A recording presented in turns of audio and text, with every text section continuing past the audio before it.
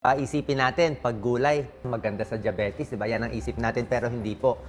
May mga gulay nakakataas ng blood sugar, itong mga nilista ko. Katulad ng squash, kalabasa, okay? Very healthy ang kalabasa, may vitamin A, maganda yan sa katawan. Ang problema nga kung diabetic ka, maraming carbohydrates, okay? Mataas ang glycemic index. So pag marami kang kinain na kalabasa or squash, parang kanin na rin yan. So dapat konti-konti lang.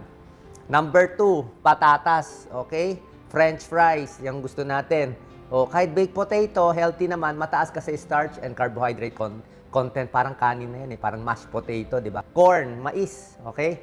Masarap ang mais, pero parang kanin na rin siya talaga. Okay? Mataas ang carbohydrate level, nakakabusog, healthy naman ang mais. Pag kumain kayo nito, huwag na kayo kakain ng kanin. Yan ang pinakakanin ninyo.